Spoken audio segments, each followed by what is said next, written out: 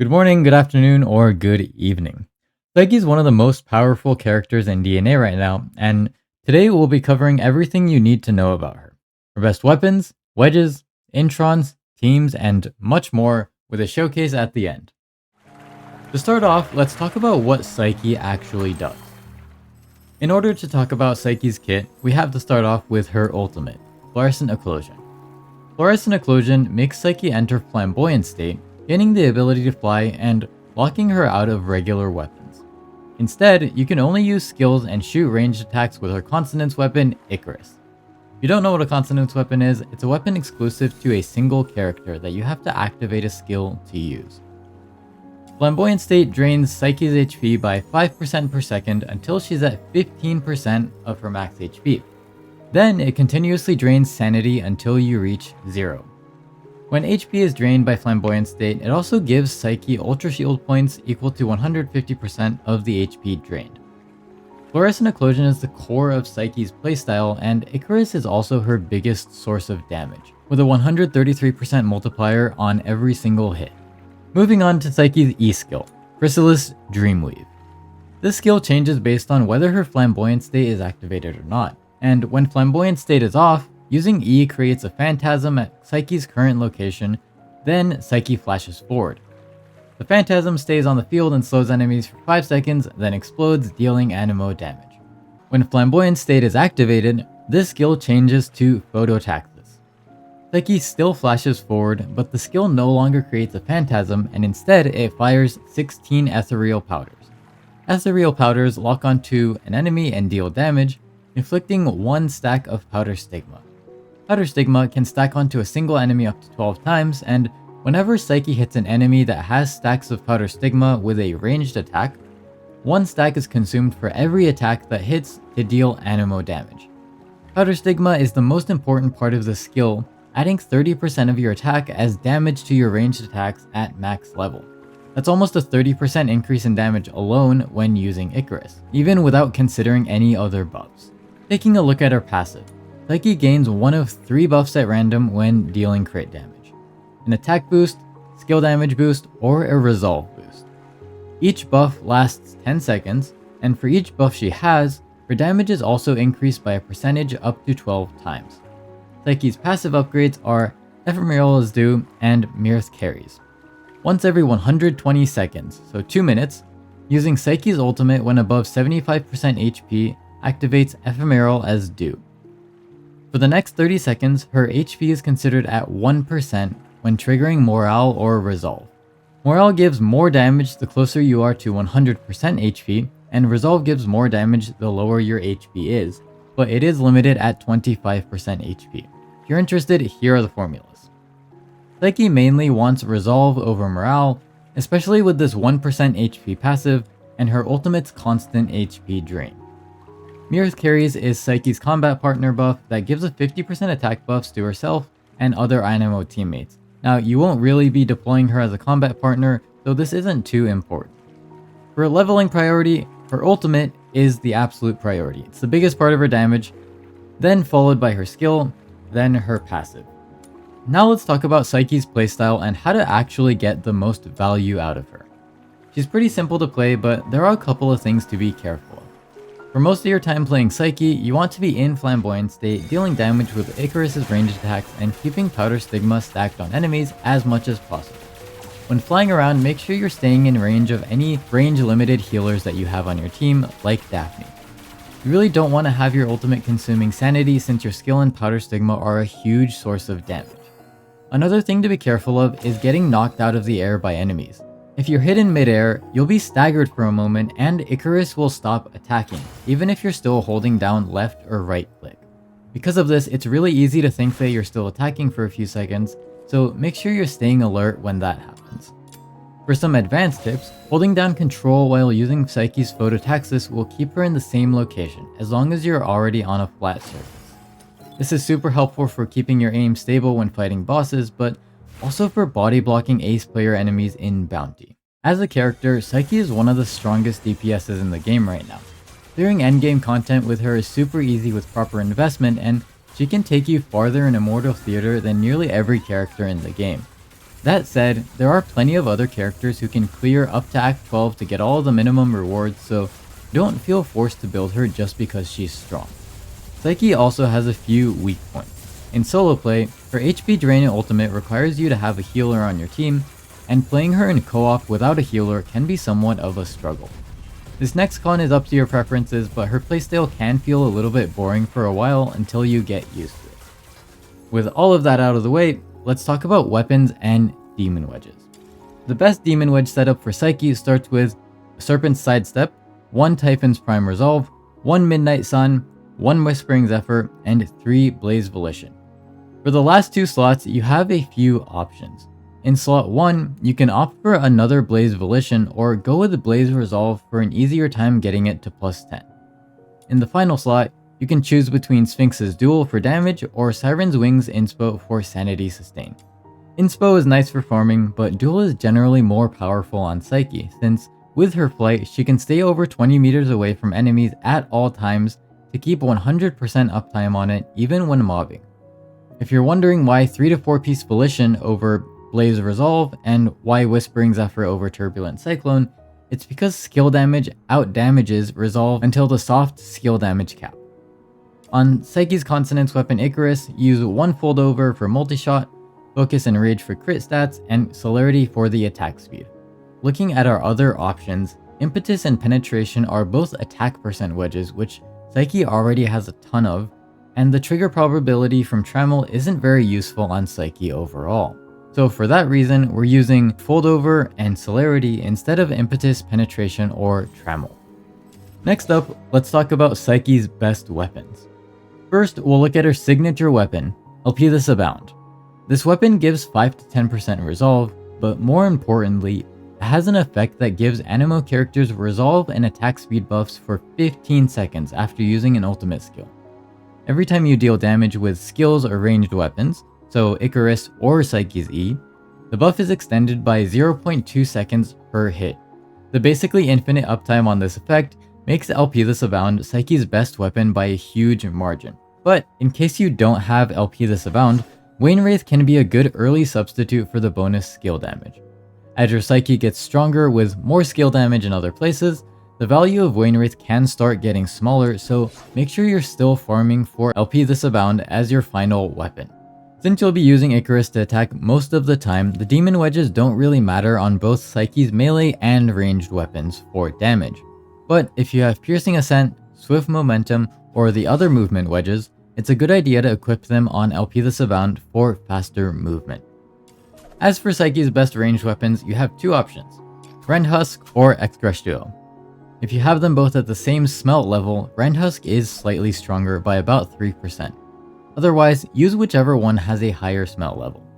Again, for wedges, you'll almost never use these weapons aside from moving around the map, so you can equip an ammo capacity wedge if you really want to, but it's not necessary to equip anything else. Next, we'll look at Psyche's Introns and which ones are the most important. Her first Intron restores 10% HP and increases Psyche's damage dealt by 35% for 12 seconds whenever Chrysalis Dreamweave or Phototaxis is used. This is the most important Intron by far to have on Psyche. It makes her playable because the HP restoration means she's less reliant on team-wide healers to stay in Flamboyant state, and with how often you're using E, the 35% damage increase is basically a permanent buff. Intron 2 has 2 parts. The first part makes Psyche fire 16 ethereal powders every 5 seconds in Flamboyant state, regardless of whether you're using Phototaxis or not. This makes keeping Powder Stigma stacked on enemies way more sanity efficient and extends Psyche's DPS window, since the number of times you need to use Phototaxis gets cut in half. The second part of Intron 2 gives Ethereal Powders and Powder Stigma a 35% chance to spawn a Phantasm whenever they deal damage. Sometimes the explosions from the Phantasms can make mobbing more difficult because they knock away enemies, but there is a certain teammate that helps solve that issue completely. We'll talk about them later in the video. Intron 3 and 5 are the standard skill upgrades, so we'll skip those and move on to Intron 4. Psyche's 4th Intron is very simple. During Flamboyant state, Psyche becomes immune to hit stun, takes 25% less damage, and has 15 more auto pickup range. It's a great quality of life upgrade, but it's a little underwhelming when compared to her Intron 6, which is an increase to Psyche's pen stats by 50%. If you want to build Psyche but don't want to go all the way to I6, getting Intron 1 is an absolute must, and Intron 2 isn't necessary, but the additional powder stigma is an amazing quality of life upgrade. If you decide to invest more into Psyche, going all the way to I6 is the way to go, since it's the most powerful of the last 4 Introns. Now let's talk about the best teammates and Geniemons for Psyche. First, Truffle and Filbert. Truffle is currently Psyche's best teammate, with her healing, damage boost, and team-wide resolve buff. As of the release of this video, Truffle has a bug with ranged weapons where she'll use up all of her ammo out of range after using E. But Arclight Apocalypse is Truffle's preferred weapon, so you can choose to take the risk and equip it anyways, or equip a melee weapon with a skill duration buff. From personal experience in theater, it doesn't really happen often enough to have a huge impact, so whether you do or you don't is totally up to you. For Psyche's second teammate, you have a couple of options. Daphne is great for the extra crit chance and if you need more healing, but if you don't need the healing, the protagonist for crit and weapon damage, and Lady Neefle as a secondary DPS are both great options depending on what you need more. Lady Neefle is especially great in immersive theater since her constant enemy grouping helps Psyche clear mobs. It also helps with her Intron 2 mob knockup. Psyche's Geniemon choices for non-farming content are Animelf and Dandemiel, with Animelf being the strongest and Dandemiel being the best free-to-play option. Both of them buff Animo attack and provide some emergency healing for Psyche, but Animelf has higher multipliers plus a 6% resolve buff tacked on top. As usual, Broboxy is the best choice for farming runs. Next up is the showcase. I'll be clearing Act 16 of the Immortal Repertoire in Immortal Theater with Psyche, Lady Neefle, and Truffle. Psyche is on the main damage build with all purple wedges on both her and Icarus. Her skills are at 8, 8, and 8, and Intron is at 2. Lady Neefle is on a temporary Scorch, Volition, and Uplift build, also all purple and blue wedges. And because I don't have Embla, Lady Neefle will be using Excresh Duo. Her skills are at 8, 8, and 8, and Intron is at level 6. Now, Lady Neefle I6 is a really important part of getting to Theater 16 with only purple wedges, but it is possible to clear Act 12 and get all the rewards that you need without Lady Neefle if you invest more into Psyche. Truffle is on a Serenity build with Turbulent Cyclone. Her skills are at 8, 6, and 3, and Intron level is 0. Truffle will be using Arclight Apocalypses.